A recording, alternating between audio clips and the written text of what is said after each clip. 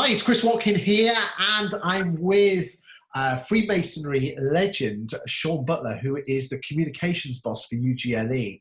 And Shaun, welcome today. Today, I'd like to talk to you about your journey, not only as being the communication boss for UGLE, but also your journey as a Freemason yourself. So, welcome, and thank you for joining me today. No problem at all. It's lovely to be here. Good stuff. Shaun, if you don't mind me asking, when did the word Freemason and Freemasonry and you come together? When did someone approach you? Did you join UGLE before being a Freemason? Yeah, tell me where it started. Yeah, so for me, I think the first the first awareness I had of Freemasonry was through my granddad. Really, my granddad was a Freemason in London, and it was basically something I was aware of growing up. It was something that always I found interesting. I'm also a big fan of history, so something for me that was really interesting was what was it that brought all of these massive figures in history, Wellington, Churchill, all of these massive figures and heroes of mine, what brought those people together under this banner of Freemasonry? And that really appealed to me to find out a bit more and wanting to dig a bit deeper in and find out a bit more. And I spoke to my granddad. I then found out that my cousin was a Freemason. So I approached him. My granddad and my nan and my aunt had moved up north by this time. So my granddad was a country member, so he wasn't as active with his Freemasonry as he was. But my cousin was still very active in his lodge in London. So I approached him and he said, you know what, I think you would really enjoy it. And I think you'd be How long ago was this? This was in 2015. So I was my final year at university. Oh, so you're quite young? Yep, I'm 26, yeah. So I was in my final year at university and couldn't wait to get started, to be honest. I went along for an interview with a few guys from the lodge, which at that time was, I was initiated into Greenwich Meridian Lodge, which is a London lodge. And I just couldn't wait. As soon as we'd had that interview, we had that chat, I had a list of questions that I went through. And I just thought, yeah, this is for me. This is something that really appeals. So because you had family members in Freemasonry, the issue with partners and family weren't so much of an issue because you were already involved. Correct. Obviously not going into too much detail, but can you remember how you felt just before you went into your first meeting? I can, because I was terrified. That's not an exaggeration. I remember being sat in the candidates room, and I was initiated. We did a double first. I was initiated with another chap, and I remember just, bless him, he was trying to kind of start a bit of a conversation. I remember I must have seemed so rude because I just couldn't concentrate on what this guy was saying to me. But I was just, I think the issue is that there's so many misconceptions, myths, and kind of lies, for want of a better word, said about Freemasonry that you almost kind of think, what if some of those things are true? Of course. And I was sat in that room thinking all these things were going through my head and not really knowing what to expect. And I didn't want to let my cousin down. My granddad had also come down all the way from Durham to be there for my initiation.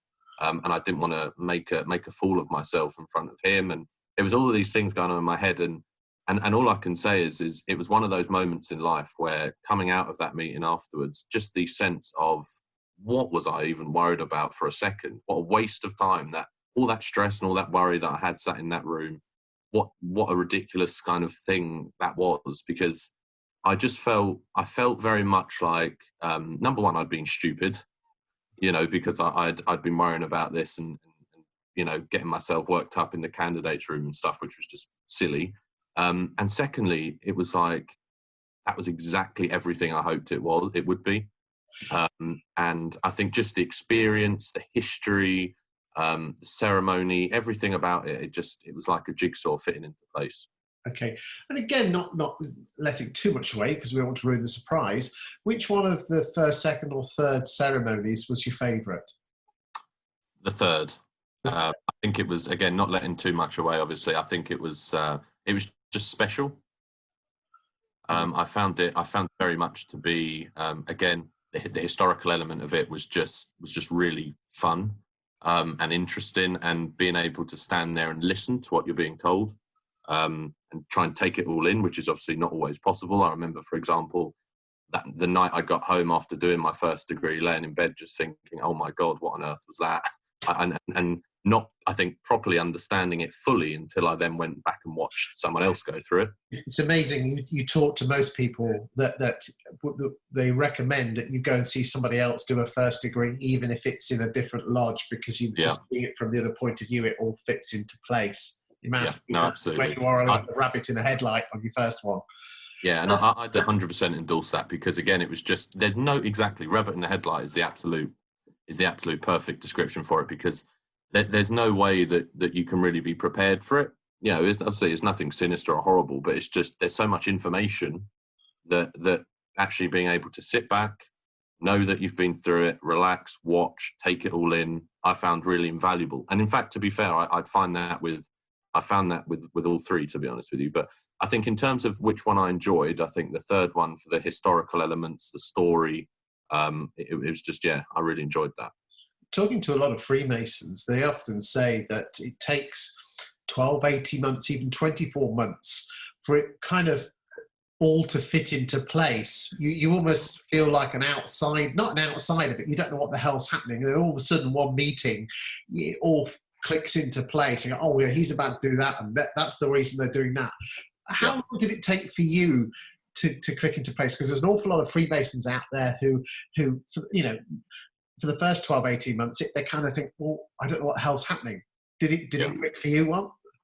It took me a little while, to be honest, and I think I had quite a big gap between just because of the amount of work that was going on in the lodge. We had a lot of people coming in, and we had quite a big gap between my second degree and my third degree. So I think I lost a bit of the track of it, to be honest with you. I think in an ideal world, you would want to do it bang, bang, bang as quickly as you could, just so you don't kind of lose the flow. But for me, I think once I'd been through, done my third degree, then obviously making my way up through from, a steward, then inner guard, junior deacon, all, going through those roles, it was only really then that I began to appreciate the work and appreciate, I think, fully the meaning and the nuance of the ritual and the ceremony, especially junior deacon. So you've been in now 4 or 5 years. Are you in 2 lodges or 1 lodge now? Just the 1 lodge. So I'm a member of Letchworth Lodge number 3505, which is the staff lodge at UGLE for Freemasons Hall, and we also have some guys come down from Mark Mason's Hall as well. And that's about right for me, to be honest. I think it's really important with anything, and with Freemasonry included, that you find that right balance. Sure. So I'm a member of Letchworth Lodge, and I'm also a member of Letchworth Chapter, and that for me works. That's about enough. So what role are you in at the moment in Letchworth then? So pre-lockdown and all this stuff, I was junior deacon, and I would have been going up to senior deacon, but I presume I will remain. I don't know how they're going to work it, but I'll presume I'll remain as junior deacon, which I enjoy being junior deacon. Obviously, the initiation is an interesting ceremony. It's busy, it's a lot of work, but I do enjoy it. Isn't it interesting that we've done over 15 of these in Lincolnshire. We plan to do a lot more. And one of the questions that I ask of someone who's been through the chair is, what's been your favourite role? And 99% of people have said junior deacon. Oh, really? That's interesting, but actually not surprising, because as I said, I think for me that's very much the moment that you start to. I don't want to sound cliched, but you start to almost get to know the ritual a bit better, and you get to see how all the pieces fit into place. Indeed. And you're actually an integral part of all of that going smoothly. And I used to take great comfort in knowing, especially for an initiation, which as a new Freemason is such a personal and memorable experience as a Freemason, as a new member, and as a person generally.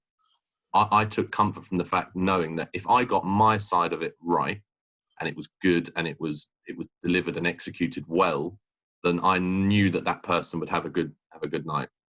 I took comfort from that, because it meant that if I committed to the work, if I got my words, if I knew where I needed to be, when I needed to be there, I knew that person would have a good experience, and they'd look back on that night and think, wow, that was a really special experience.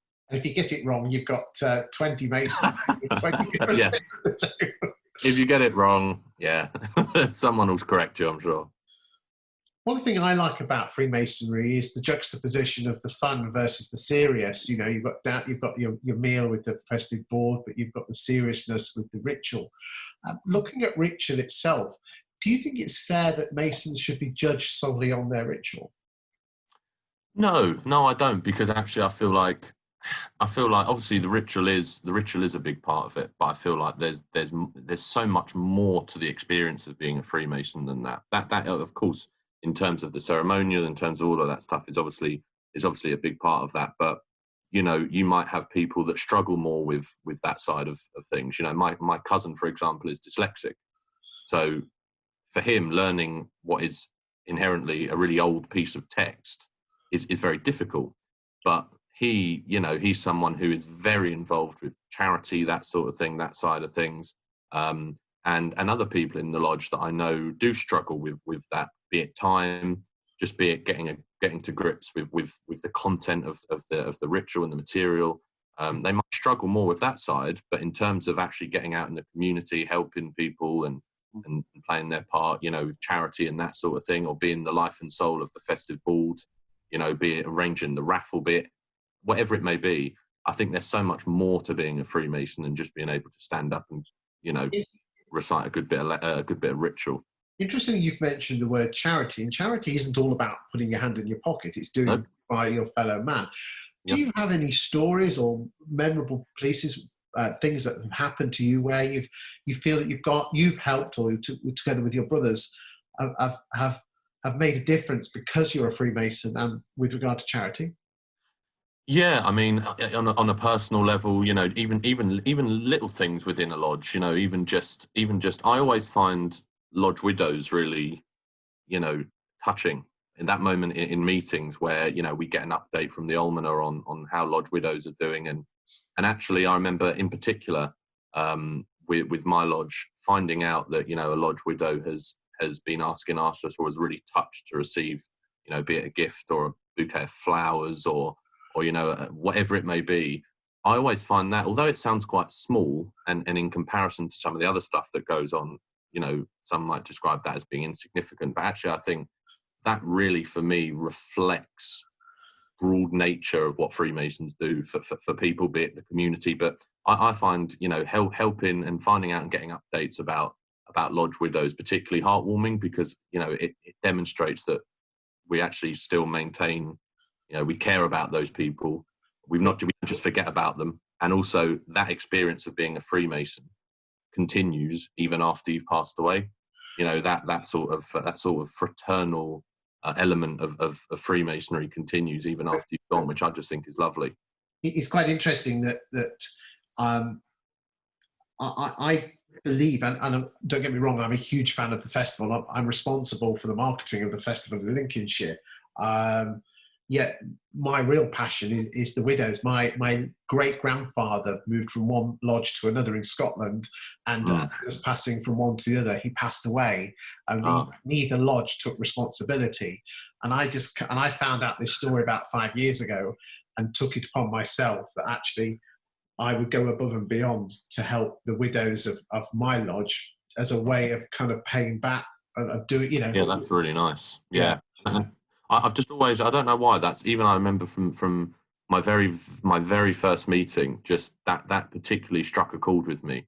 You know, that obviously in my role as comms manager at UGLE, we're at the forefront of promoting all of the fantastic things that Freemasons do. But on the other side of that, you know, the other end of that scale, there are regularly a number of people who I think otherwise would feel quite lonely, feel quite you know, say forgotten about, but actually, you know, just kind of they've lost someone very close to them. And I think having a lodge there to look after them and make sure, be it just a phone call, be it a letter, be it a Christmas card, just to check in on them, I think is such a powerful thing.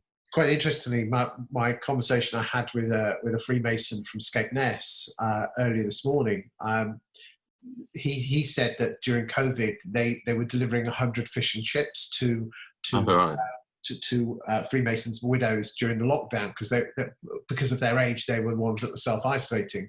Yeah. And as I said, he said the feedback he's had from fish and chips being delivered 2 or 3 times has blown out the water compared to the check for £30. And I think there's a lesson there that I think some lodges are very easy to write a check, but actually an act of humanity of taking a bag of fish and chips to someone is just so memorable, isn't it?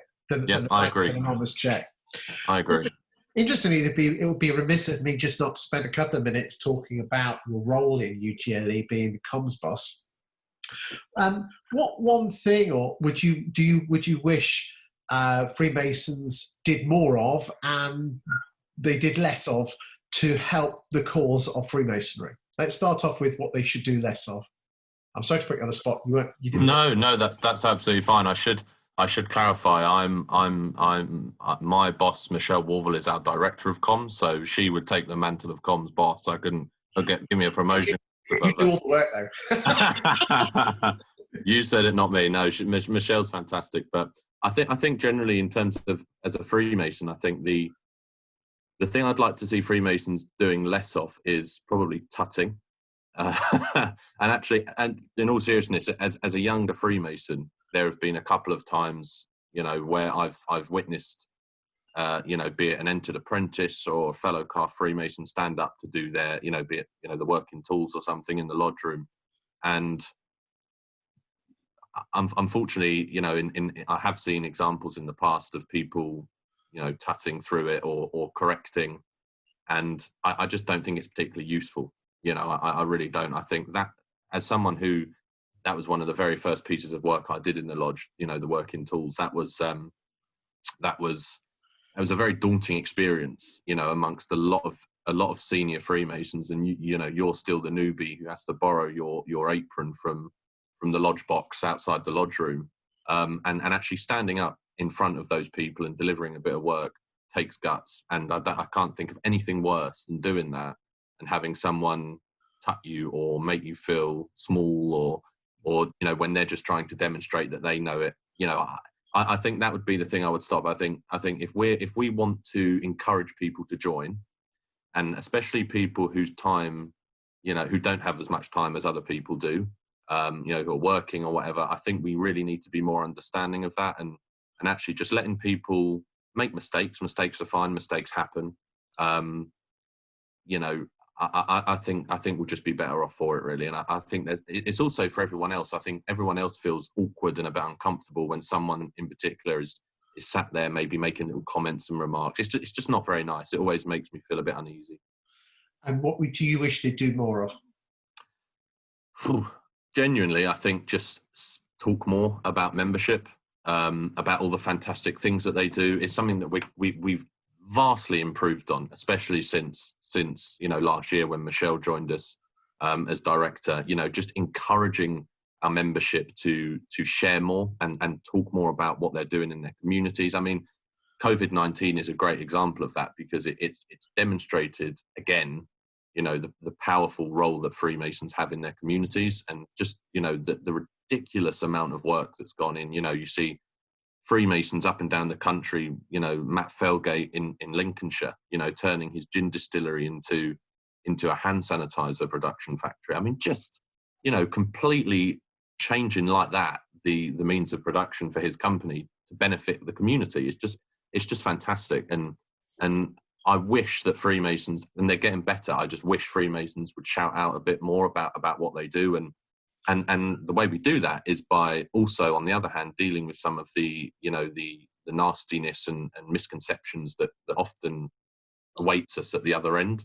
And that was very much kickstarted, by David Staples, our Grand Secretary's Enough is Enough campaign in 2018, which I think was very much a turning point in us saying, you know what, we're not just going to sit back and let you throw dirt at us anymore. It's very interesting that I think people just need to be proud of the fact they're a Freemason. It's very interesting that the amount of people that I've actually told are a Freemason, I've told them they're Freemason. I even put it on my Facebook profile. Yeah. And you get like a negative thing, but when they actually say, well, listen to me and what it's all about, we've actually turned them a full 180 degrees. Oh, absolutely. Yeah, we see that all the time. They're asking, they're actually genuinely interested. Yeah, and for us, again, it's just about raising and increasing and improving public perception. And actually, I think what's happened is obviously, before the Second World War, we were actually very public. It was actually strange not to see Freemasons marching in a civic parade. It was strange not to see Freemasons out and about in the community wearing aprons and stuff. And I think obviously with the Second World War, with the Nazis, in Jersey and the Channel Islands on the brink of invading, mainland Britain, I think we just, shrunk back in on ourselves and went underground, understandably, seeing what Hitler did to a number of Freemasons in concentration camps, that's entirely understandable. And I think all that's happened is we've not really then reappeared from that. And what's happened is in that space, in that void that's been left, that's kind of been filled with those misconceptions, with those inaccuracies, with those lies that paints us in a bad way. And what we're really trying to do now is undo that, and actually by getting out there, by shouting out loud from the rooftops what we're doing, what our members are doing, we hope to reverse that. It's all about telling stories, telling, what difference you make. And, let's be honest, fundamentally it's just a boys' club where we dress up, we have a bit of a play, we have a few beers and a bit of banter, and we have fun whilst making a difference and giving back to the community. I mean, there's nothing better in life than that, is it? No, beers, banter, charity. I mean, come on. No, absolutely. And also even that, boys and girls club, we've got OWF, we've got Freemasonry for Women, formerly known as the Honourable Fraternity of Ancient Freemasonry, 2 women Grand Lodges, that meet, and that's something again that we're working with those closely as well. We had, when we did Open House London last year, which seems like a lifetime ago because it was before all of this. We had 8,000 or 9,000 people through the doors at Freemasons Hall over a weekend, and we had members of UGLE walking around. We had the Grand Secretary of Freemasonry for Women talking to people in her regalia, going up and chatting to people. And the number of people that were saying, I genuinely didn't realise women could be Freemasons. That sort of thing, which is a stick that we so often get hit with. And it's not even true. And it's like, well, that's a really easy one right there that we can go out and we can confront and we can address it. Again, if we can go through these common misconceptions bit by bit, one by one, I really hope. And as I said, the work under Michelle has started already, of trying to address these things. I'm confident that we can turn it around. Of course, we're turning it around, and as the younger generation come on board, we can only go in the right direction. You're going to have to tell you what you will have to come up to, Shaun, is that in Grantham there's 5 lodges, and all the young lads from all the different lodges, we go out once every 8 weeks. Oh, that would be awesome. For what we call the curry night, where we just wear jeans and t-shirt. But whilst we've been away, we've been actually having whiskey tastings and beer tastings where we set so each one gets delivered 9 miniatures of different brands. Oh, that's brilliant. And that sounds fantastic. And a tasting night. So that sounds brilliant. It's important if you've got a number of lodges in the same building for the youngsters to interact with each other. You don't tend to mix until you get further up the chain, do you? No. And actually what I would say, Christopher, is you yourself are playing a massive part in this normalisation. The fact that we're here doing this, the fact that you've done 15 of these and that they're on YouTube and that you're promoting them through social media, that right there is a perfect example of the thought of doing that. I think even 15 years ago would have been probably 5 years ago, even 2 years, who knows? Yeah, do you know what I mean? But even the fact that we as Freemasons are now sat here talking openly about our membership of Freemasonry, the fact that you're able to go and interview Dave Wheeler as Provincial Grand Master of Lincolnshire and have a chat openly about his experience of being a Freemason and how he got to where he is fantastic. And it's an example of how our members are using these new platforms that didn't exist 2 years ago. I mean, Zoom, is a great example of that. Who'd heard of Zoom, 2 years ago even? Well, So Well, warn David It's a Staples. great example of it being done well. What is this David Staples? Warn him that I'll get to him in the next 12 months. I'll come down to great. I'm quite famous for my interviewing techniques because it's my daytime job. Yeah. Shaun, I just want to ask you one final question before you go, and I'd like to thank you for your time today. No problem. Go.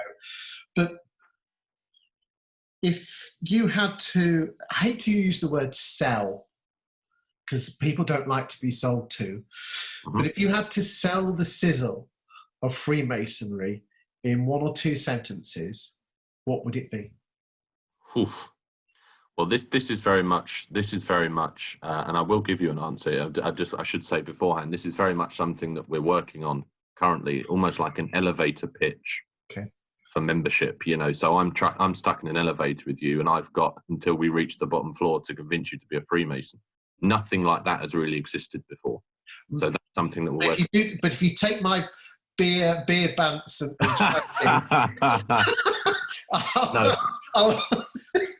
No, absolutely. Well, it's the 4 words that we use. It's exactly that. And I think from a personal point of view, for me, I think it's the history, it's the camaraderie that you get, it's the ceremony, it's the structure, it's all of those things, the charity, all of those elements brought together for me were absolutely central and fundamental to the reasons why I enjoy becoming a Freemason and why I wanted to become a Freemason. And that's not dwindled. So I was talking to a friend the other day and I said to him, would you ever consider joining? Would you ever consider being a Freemason? And he said, no, it's not for me.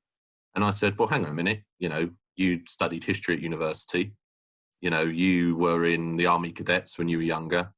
You have all these experiences that actually I think would make you a really good Freemason. You enjoy learning words. You did acting at school and all this sort of thing. And he said, well, yeah, what's that got to do with Freemasonry? It's like, thank you very much. That's my, that's it. And I then, told him, and it was an opportunity for me to talk to him about it and tell him all the fantastic experiences I've had as a Freemason. And I'm not entirely sure I've got him yet, but I'm going to carry on working on him. And because I actually think he'd really benefit from the experience and he'd learn. But generally, as UGLE, we are aware that actually something like that doesn't really exist currently. So what we need to do is we need to, the work's ongoing in creating that sort of pitch for people. Well, I tell you what, because I help estate and letting agents sell their services, and so I'm going to give you a couple of minutes tip now, and I won't charge. Go on. Right, go on then. You've got to remember that people buy emotionally, not logically. So so people are very guilty of selling the sausage, not the sizzle. So instead of saying, along the lines of, would you be interested in being a Freemason? You've almost got to emotionally. 95% of decisions are based emotionally, and then you use logic to back it up, not logic first and then emotion afterwards. Yeah. So you almost got to work out what motivates them as a person, and sell to and get them to work out what their needs are, what their wants are, what's their why. So along the lines of, if you're looking, let's be honest, all men, women as well, but men. You've got your job and your family, and sometimes people looking for something a little bit different, just a bit, just a different, 3 pillars of the life. And if you've only got work and home, it gets a very boring job. And I like a beer, but I want a purpose to it. I don't want to just go down the pub. So getting them to say, look, do you feel like there's something missing in your life? Just something missing that you just feel that you just want to give back to the community, give back to your fellow human being, be part of a tribe, a gang, because humans love to be part of a gang, a tribe, a bunch of blokes getting together, doing good for themselves, doing good for the community, having a bit of a laugh and a joke, yet a serious side, a few beers, but also doing good for the community. It's a no-brainer. Anyway, the last thing you want is me eulogising, so I'll get off the stage. But honestly, if you want to give us a chat, because I train agents on how to do this, sell emotionally. But I want to say thank you for your time today, Shaun. You quite obviously are an old head on young shoulders. I can see the communications are safe in your hands. I know you've got your boss above you, but you obviously do all the work. I've been seeing you on Twitter. You're all around the country. You must have built up some MRs. Yep. Thank you on behalf of all the Freemasons in Britain for what you are doing for us. So on their behalf, I'd like to say thank you. I'd like to say thank you to everyone watching this video who's been watching it, and I hope you've learned a lot from it. And if you are a Freemason in Lincolnshire and you've got an interesting story that you want to tell, then please contact Stuart Piercy. He's the communications boss, provincial communications boss. His contact details are on the Lincolnshire Provincial website. Thank you again, Shaun, for your time today. You've been an absolute star, and thank you for your time, and thank you for your story. Thank you, Christopher. It's lovely to be here.